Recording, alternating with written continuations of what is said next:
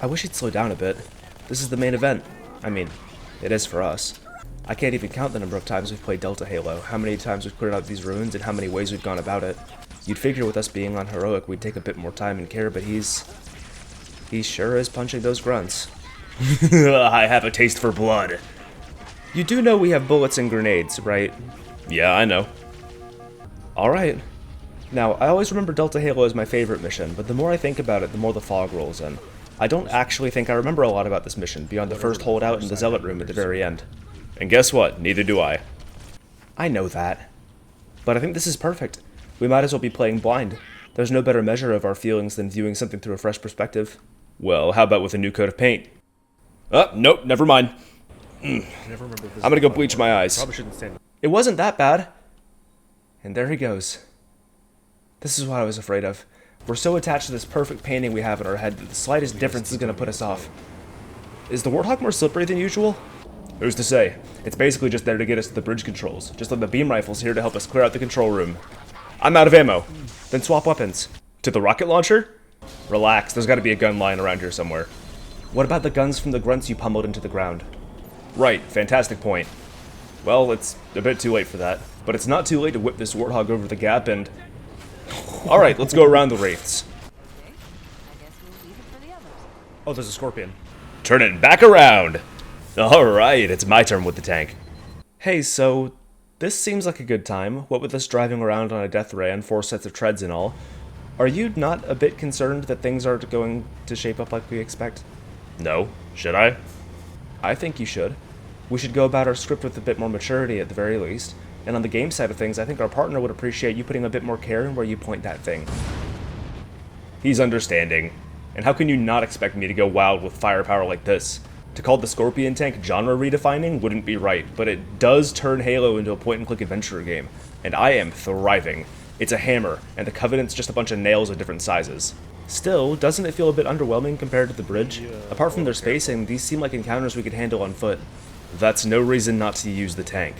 Yeah, it makes things easy, but I'm never going to disqualify something because it makes my life easier. It might be more satisfying to do this whole segment on foot and overcome it, but it doesn't change anything about our progress, and it doesn't better us in any way, so I'm going to stick to the strongest stain remover money can buy. And I guess there's some expression in taking the tank further than it was meant to go and bypassing a shootout by force.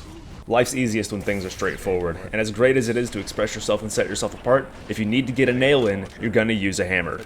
And it's in those little moments where there's no right tool for the job that we should express ourselves instead. A battle rifle for general purpose fighting, and a rocket launcher for elites. And our buddy! Actually, this is a really tight corner, so maybe explosives are a pass. Oh, come on! Hey, simmer down. Let's put those gun skills to use. What gun skills? If not for the aim assist, we might not even made it this far. And we're not even on the hardest difficulty. We're not breaking any ground or doing anything impressive. We can't even clear a mission we know like the back of our hands cleanly and... No doubts. Not now. We're getting close. And then what? What happens after we beat this level? We do it all over again? This isn't getting us anywhere. We're not having fun. I'm having fun. Oh, I don't remember this part. Exactly. We're being blindsided by something we have this much experience with. Oh, for God's sake, cram it! I figured you'd have something insightful to say after we made it to the Delta Halo room, but look at me. Putting too much faith in you. Didn't you just say that the best part of reflection is seeing just how far we've come? Newsflash, we haven't come very far. But we should be able to look back at those little baby steps we've made, and see them as strides unlike any steps we've ever taken before. I don't give a fuck about being blindsided. I'm here to have a good time, and I'm absolutely having one. We're here to look back, not push forward. And we're not treading new ground by playing a game we enjoy, but we are getting a break. This isn't a break, we're working.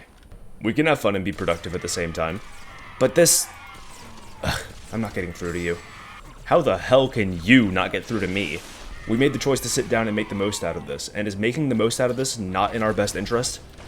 It is, but then there is no but. We're here, and we're gonna do this, even if it's not that great.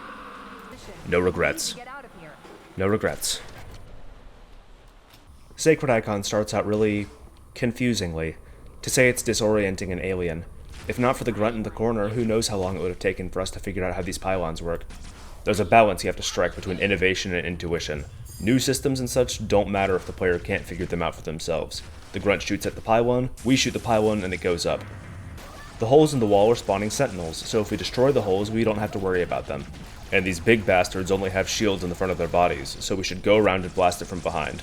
These new strands of gameplay only exist in this level, but they still have to be communicated in order to give the player the best experience.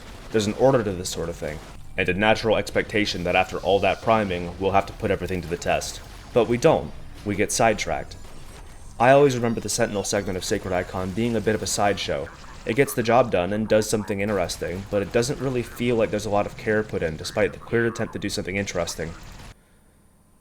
I'm gonna go sit down. Don't stress yourself. It's not a sideshow, it's a prelude. The best is yet to come. The flood has yet to come. You're sitting down, so stay sitting down. I've got this. But yeah, more flood. Tighter corridors, way higher enemy counts, lower visibility, and more makes everything from here on out far deadlier than anything we'd encountered before. This isn't even a test of our knowledge. Every single fight from now until we're back in Chief's shoes is stacked against us, and everything we've learned from elites and sentinels does not apply. The only way forward is to strong-arm things as we've always done them, or to try and change things up. And I am not about to strong-arm my way through a horde of flood with shotguns.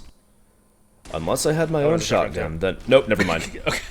These skirmishes get progressively worse and worse, and as much as I'd love to milk these fights for all they're worth, and evaluate this level room by room, moment by moment, we're not going to make it unless we go around. But eventually we have to fight.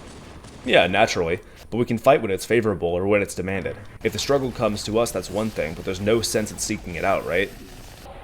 Right. But next time we come through here, we might need to pick the fights more carefully, so shouldn't we...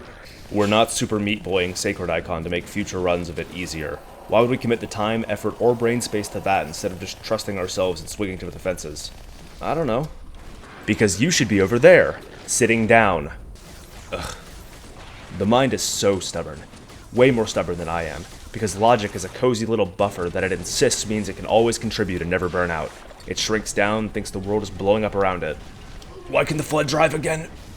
Because they're a hyper-intelligent hive mind. Thanks. Back to sitting. This is a point of convergence, or it's building up to it.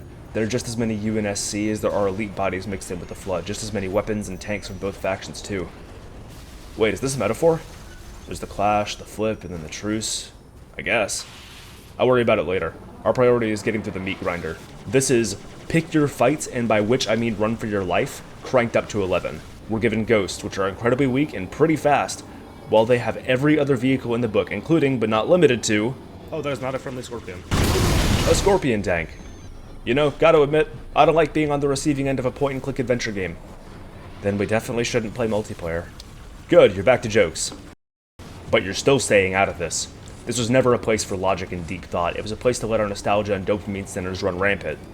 And in pursuit of that fun, we found so much more for the mind to enjoy. How'd you get out of the rope? Oh, please. Containment Zone is absolutely a point of convergence, for both parties to come together by force, united by a common enemy, and set their separate ways to the other side of the coin. And as such, this is the last encounter we'll have with the Flood as the Arbiter, and we're going to have to milk the active camo and power weapons dry. There are so many of them. And it feels like every other one has a shotgun or an energy sword.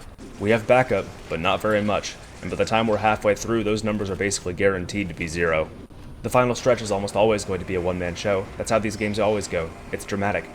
Yeah, I'll show you dramatic. Dramatic is... Oh. There's not another combat section here, is there? I don't remember.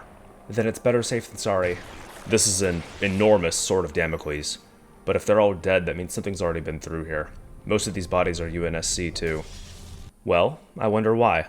It seems it's probably because they're not built different. So, that's the icon? Seems like it. That's what we're all here for. Oh, right. The betrayal. Sucks, doesn't it? I didn't betray you. You're right, but there was still a betrayal holding us down. Are we over that? I'll remind you again that we came here to have fun. And I think there's more meaning here than you... think. Well, I'm excited for you to prove it. Now get up on your feet. This next bit's for all the marbles.